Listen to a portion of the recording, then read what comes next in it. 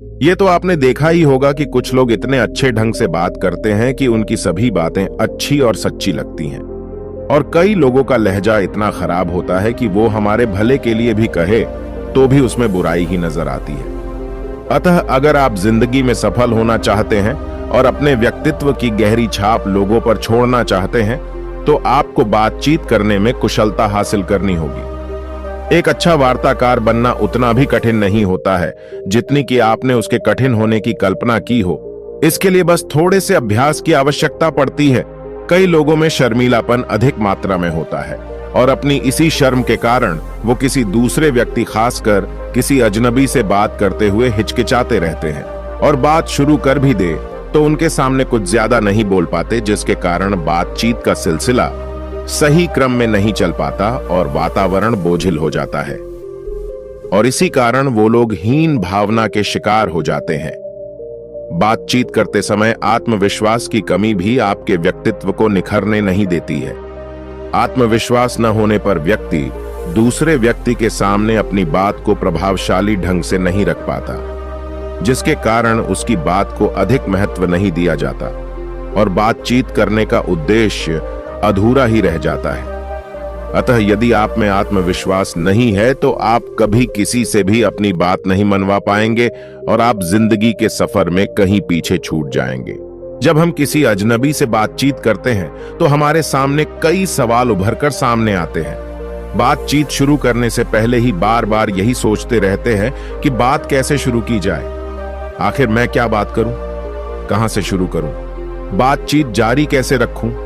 अगर हमारे मन में किसी अजनबी से बात करने के लिए उससे मिलने से पहले मन में इन सवालों की उधेड़ बुन चले तो समझ लीजिए आपको अभी किसी अनजान से बातचीत करने में घबराहट होती है और आपको अपने बातचीत के कौशल को विकसित करने की बहुत अधिक आवश्यकता है। यदि कोई व्यक्ति बहुत अधिक मात्रा में बोलता है और सामने वाले को बोलने का मौका ही नहीं देता, या बहुत अधिक आत्मविश्वास के कारण सामने वाले की बात ही नहीं सुनता, तो यह भी एक कुशल बातचीत के मार्ग में रुकावट ही है।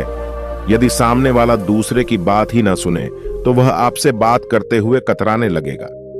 यह भी आपके व्यक्तित्व के निखरने में रुकावट पैदा कर सकती है। इसलिए हम चाहे शर्मीले हों या मिलनसार, हम में से हरेक को बातचीत करने के कौशल को हमेशा बढ़ाते रहने की जरूरत है।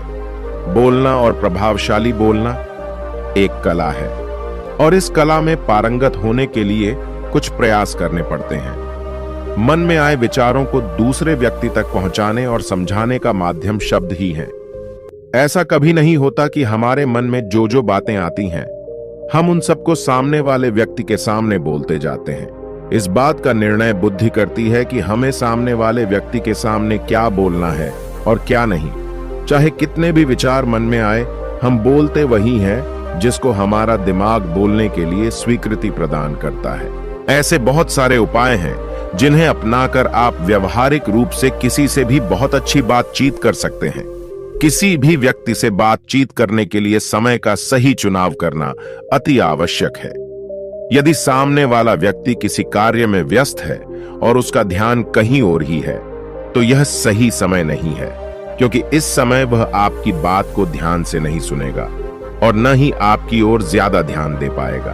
अतः जब सामने वाला खाली और आरामदायक मूड में हो, तभी आप अपनी बात का प्रभाव उसके दिमाग पर डाल पाएंगे। यदि किसी अजनबी से बातचीत शुरू कर दे और फिर आपको यह समझ न आए कि आगे क्या बात की जाए, तो आप आसपास की चीजों को मुद्दा बनाकर बातचीत का क्रम जारी रख सकती है। इससे बातचीत भी जारी रहेगी और वातावरण भी सुरुचिपूर्ण बना रहेगा। यदि आप किसी अजनबी से मिल रहे हैं और बातों का सिलसिला टूट रहा हो, तो मौसम को लेकर बात शुरू की जा सकती है। जैसे आज मौसम कितना सुहाना है ना, या जैसे मुझे चाय की बजाय कॉफी ज्यादा पसंद है, आपको क्या पसंद है।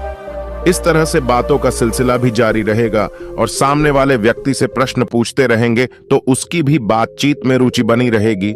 हमारे जीवन में बात करने या अपने पक्ष को प्रस्तुत करने के ढंग का बड़े महत्व है, या यूं कह लीजिए कि मनुष्य में वाक्य कौशलता एक सिद्धि है। जो मनुष्य बात करने की कला और महत्व को अच्छी तरह जानते समझते हैं, वे अपनी बोलचाल की भाषा में उचित, सरल, नम्र और 90 तुल्य शब्द जोड़कर उसे इतना प्रभावशाली बना देते हैं कि सुनने वाला बरबस ही बात की सच्चाई पर विश्वास करने को मजबूर हो जाता है। हाजिर जवाबी की कला में माहिर व्यक्ति किसी को भी अपने शब्द जाल में फांसकर अपने पक्ष में करने के लिए विवश कर देता है। एक देश में नियुक्त एक राजदूत का कार्यकाल पूरा हो गया था। उसे अपने देश वापस लौटने के आदेश दिए जा चुके थे। अपने देश लौटने से एक दिन पहले राजदूत उस देश के सम्राट से विदा लेने के लिए उनके राजमहल में पहुंचा। राजदूत बड्ढा चाटुकार और बातों का धनी था। उसने सम्राट से अपने कार्यकाल के दौरान उस राज्य में बिताए गए दिनों की खूब बरात चढ़कर बड़ाई की, तारीफों के अनेक पुल बांधे। अंत में बातों ही बातों में उसने सम्राट की बड़ाई में यहां तक कह डाला, महाराज आप तो महान हैं, आपकी तो कोई तुलना ही नहीं है, आप तो पूर्णिमा के चांद के समान हैं। राजदूत के मुंह से अपनी उपमा पूर्णिमा के चांद के रूप में सुनकर सम्राट खुशी से फूला नहीं समाया। उसने राज्य की ओर से राजदूत को एक प्रशंसा पत्र, उपहार और लाखों रुपए मूल्य के हीरे जवाहरात भेंट स्वरूप प्रदान किए। राजदूत अपने देश लौट आया। राजदूत के आते ही राजा के एक विश्वास पात्र अधिकारी ने उसके खिलाफ राजा के कान भर दिए। उसने राजा से कहा, महाराज आपका यह दूत वापस आते समय दूसरे देश के सम्राट को पूर्णिमा के चांद की उपमा देकर आया है। इसके बदले सम्राट ने खुश होकर उसे अनेक कीमती उपहारों से नवाजा है। महाराज दूसरे देश के सम्राट को पूर्णिमा के चांद के समान कहने का तो सीधा सीधा अर्थ यही हुआ कि उस सम्राट के समान और कोई दूसरा है ही नहीं। एक तरह से तो उसने अपने ही राजा को नीचा दिखाकर अपमानित किया है। यह सुनकर राजा क्रोधित हो उठा। उसने दूत को बुलवाया और पूछा, सुना है तुमने विदेश में अपने राजा का अपमान किया है? राजदूत ने आश्चर्यचकित होकर कहा, अपमान? कैसा अपमान महाराज? अपने राजा के प्रति तो मेरे हृदय में पूरी निष्ठा और सम्मान भरा है। क्या तुमने दूसरे देश के सम्राट को पूर्णिमा का चांद बताकर हमें नीचा दिखाया? राजा ने कहा। राजदूत ने अपने वाक कौशल का परिचय देते हुए बड़े धैर्यपूर्वक और विनम्र शब्दों में कहा, ओह महाराज, उस राजा से भला आपकी क्या तुलना?